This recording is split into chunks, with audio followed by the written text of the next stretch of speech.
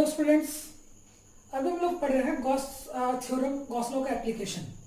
Last day हम लोगों ने पढ़ा था कि किस तरह से गॉस लॉ को यूज करके हम लोग इनफाइनाइटली और यूनिफॉर्मली चार्ज इनफाइनाइट लेंथ का लॉन्ग वायर के कारण किसी पॉइंट पे क्या करेंगे, हम लोग इलेक्ट्रिक फील्ड को कैसे कैलकुलेट करेंगे।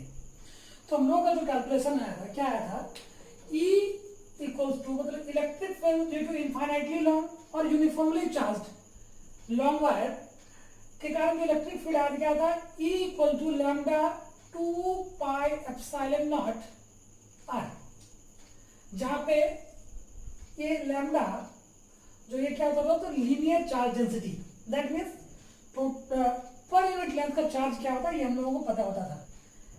क्या मानते थे लोग लीनियर चार्ज डेंसिटी को, लैम्डा। अभी हम लोग इस क्लास में पढ़ेंगे कि फील्ड को ही कैलकुलेट करेंगे, लेकिन इस अब की बार हम लोगों के पास क्या होगा, इनफाइनाइटली लॉन्ग चार्ज वायर नहीं होगा। क्या होगा, तो हमारे पास ये uniformly charge infinite plane sheet है। क्या है, एक प्लेन सीट है। सीट कैसा है, तो सीट थीन है, प्लेन सीट है और साथ ही साथ इनफाइनाइट है, इसका एक्सटेंशन काफी है। और ये भी कैसा चार्ज है, तो यूनिफॉर्मली चार्ज सीट है। ये चार्ज है थीन, ये जो सीट जिसके कारण हम लोग इलेक्ट्रिक फील्ड को कैलकुलेट करना है, ये कैसा है, तो थीन सीट है, काफी थीन सीट है, प्लेन सीट है, इनफाइनाइट सीट है और यूनिफॉर्मली चार्ज है। यूनिफॉर्मली चार्ज होने का मतलब है कि इस पूरे सीट में जो चार्ज का डिस्ट्रीब्यूशन है वो कैसा है, यूनिफॉर्म है, एक जैसा है। कितना, तो लास्ट के सेशन में लोग पढ़े थे लैम्डा, वो क्या होता है, linear charge density, that is charge by length. ठीक है, क्यों, क्योंकि जो ये इनफाइनाइट सीट है वो इनफाइनाइट वायर लेंथ का वायर था, तो वैसे में टोटल चार्ज को कैलकुलेट कर पाना पॉसिबल नहीं होता था, या टोटल चार्ज को गॉसियन सरफेस से इनक्लोज कर पाना पॉसिबल नहीं होता था। इसलिए हम लोग क्या करते हैं, जैसे को हमें पर यूनिट लेंथ का चार्ज को हम लोग कंसीडर किए थे लैम्डा, इस तरह से यहाँ पर हम लोग क्या चार्ज करेंगे, सिग्मा। सिग्मा क्या है, तो सरफेस चार्ज डेंसिटी। सिग्मा क्या है, तो surface charge density. Surface charge density मतलब कि पर यूनिट एरिया का चार्ज कितना है, पर यूनिट एरिया में कितना चार्ज है, तो सिग्मा चार्ज है। और जब हम लोग पूरे एरिया का यदि निकालना चाहेंगे तो क्या करेंगे, इस पर यूनिट का जो वैल्यू सिग्मा, उसको हम लोग ए से क्या करेंगे, मल्टीप्लाई कर देंगे। ठीक है, तो हम लोगों को क्या मिल जाएगा, टोटल चार्ज मिल जाएगा। सिग्मा क्या है, तो surface charge density, that means इसका मतलब क्या हो गया, तो टोटल चार्ज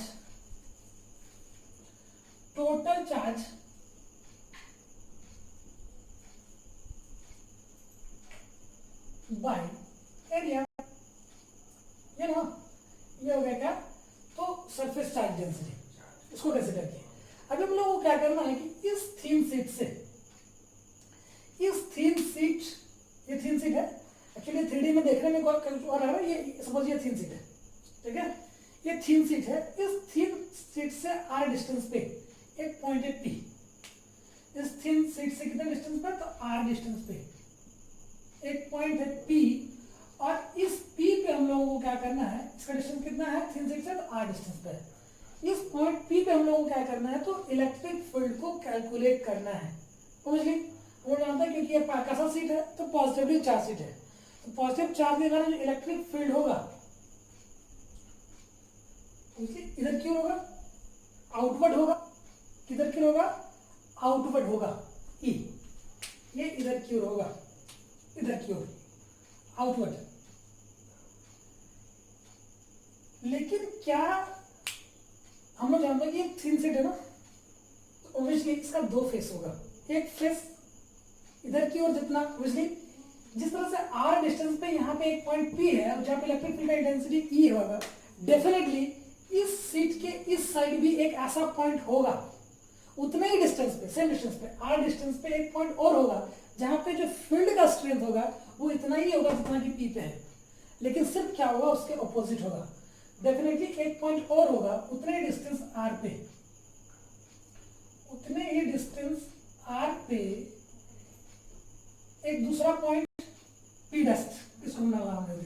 डी डैश, जहां पे जो फील्ड का स्ट्रेंथ होगा वो इसी के बराबर होगा। ये चूंकि थिन है तो यहाँ पे इससे आर डिस्टेंस पे इलेक्ट्रिक फील्ड का जो वैल्यू है, यहाँ से भी आर डिस्टेंस पे ये भी डिस्टेंस कितना है, उतना ही डिस्टेंस आर है। कितना यहाँ पे भी इलेक्ट्रिक फील्ड का जो स्ट्रेंथ है वो क्या है, ई के बराबर है। बस इसका डायरेक्शन क्या अलग है।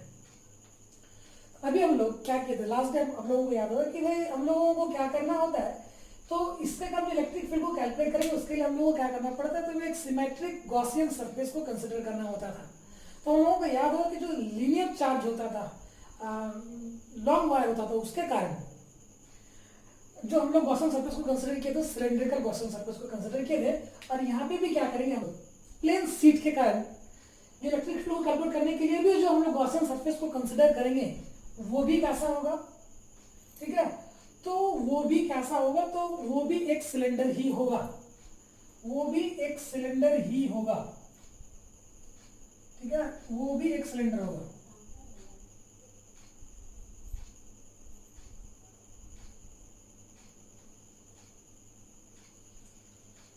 यहां पे भी क्या करेंगे हम लोग, एक सिलेंडर को कंसिडर करेंगे।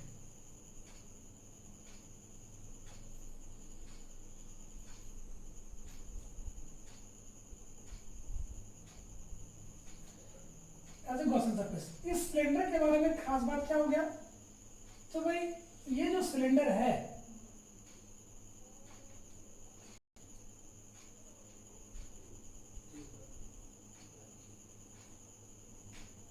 ये जो सिलेंडर है इसका टोटल लेंथ क्या हो गया, तो ऑब्वियसली इसका जो टोटल लेंथ है वो क्या है, तो यहां से यहां का डिस्टेंस कितना है, आर, और यहां से यहां तक डिस्टेंस कितना है, ये भी कितना, आर। ऑब्वियसली इस सिलेंडर का जो लेंथ है वो क्या है, तो 2r। इस सिलेंडर का जो क्रॉस सेक्शन एरिया है इसको हम लोग कंसिडर करेंगे। इस सिलेंडर का जो क्रॉस सेक्शन एरिया होगा ये कितना है, इसको हम लोग कंसिडर करेंगे क्या है, तो a के बराबर। उसकी ये भी a होगा और यहाँ भी ये भी a होगा, और यहाँ पे जो कि इस सीट के चार्ज को इनक्लोज करेगा ये एरिया भी कितना होगा, ये भी किसका बराबर होगा, a के बराबर होगा। जिस एरिया को इनक्लोज करेंगे वो किसका बराबर है, a का, क्योंकि सिलेंडर है और इसका क्रॉस सेक्शन एरिया यूनिफॉर्म होता है हर जगह, यहाँ ले यहाँ ले यहाँ ले या यहाँ ले, इसका क्रॉस सेक्शन एरिया कितना होगा, सेम होगा a। जो सिलेंड्रिकल गॉसियन सरफेस हम लोग कंसिडर किए, क्या डायमेंशन उसका लेंथ 2r है और क्रॉस सेक्शन एरिया किसके बराबर है, e के सॉरी a के बराबर है। अभी हम लोग क्या करेंगे भाई कि इससे रिलेटेड फ्लक्स को कैलकुलेट करना चाहेंगे, इस गॉसियन सरफेस के थ्रू से रिलेटेड जो फ्लक्स होगा उसको कैलकुलेट करना चाहेंगे, तो हम लोग को जाना पड़ेगा। फिर हम लोग पीछे सेम वाला प्रोसेस पे आएंगे, क्योंकि इसमें 3 फेसेस होता है, तीनों फेस से रिलेटेड हम लोग फ्लक्स को कैलकुलेट करना चाहेंगे। तो फ्लक्स को कैलकुलेट करने के लिए क्या चाहिए हम लोग, तो E डॉट ए, ई भी पता होना चाहिए, ए भी पता होना चाहिए, और ई और ए के बीच बनने वाला एंगल भी पता होना चाहिए। तो हम लोग को पता है कि ई जो है वो इलेक्ट्रिक फील्ड का डायरेक्शन है वो उधर क्यों है, और हम लोग जानते हैं कि सिलेंडर इसके जो एरिया, इस फेस का जो एरिया वेक्टर होगा इसलिए ये भी किधर क्यों होगा, इधर क्यों होगा। यहाँ पे एरिया वेक्टर और इसके बीच जो बनने वाला एंगल है वो थीटा इक्वल टू यहाँ पे कितना होगा, तो 0 डिग्री। ऑब्वियसली इस इधर यहाँ पे इलेक्ट्रिक फील्ड इधर क्यों रहा है, इधर क्यों रहा है, और इस फेस के कारण जो इलेक्ट्रिक फील्ड होगा, एरिया वेक्टर होगा वो किधर क्यों होगा, इधर क्यों होगा। यहाँ पे भी जो बनने वाला एंगल होगा थीटा इक्वल कितना होगा, 0। और मुझे जानता है कि इस फेस जो कि इलेक्ट्रिक फील्ड ऑब्वियसली इधर क्यों हो रहा है, तो इस ये सरफेस जो है कर्व सरफेस किसी फ्लक्स को फॉर्म नहीं करता है, इसका जो भी फ्लक्स होता है किसकी वजह से होता है, तो इन 2 सर्कुलर फ्लैट फेसेस की वजह से होता है। जो सिलेंड्रिकल गॉसियन सरफेस है इससे रिलेटेड जो भी फ्लक्स होगा वो उसको मात्र 2 सर्कुलर फ्लैट सरफेसेस ही क्या करता है, कंस्टिट्यूट करता है, इसकी वजह से कोई फ्लक्स नहीं होता है। तो इसलिए इसकी वजह से फ्लक्स कितना होगा, तो इसकी वजह से सिलेंड्रिकल कर्व की वजह से कोई फ्लक्स होगा नहीं, तो इसकी वजह से टोटल फ्लक्स होगा फाइन,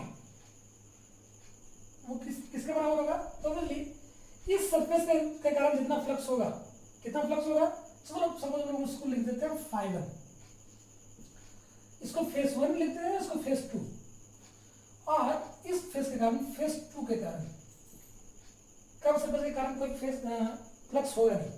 अभी हम लोग जानते हैं ई A cos theta, E A cos theta, theta का वैल्यू कितना है 0 है, तो हम सिर्फ उसको क्या लिखेंगे फाई इक्वल टू ये ई ए कॉस 0 ना,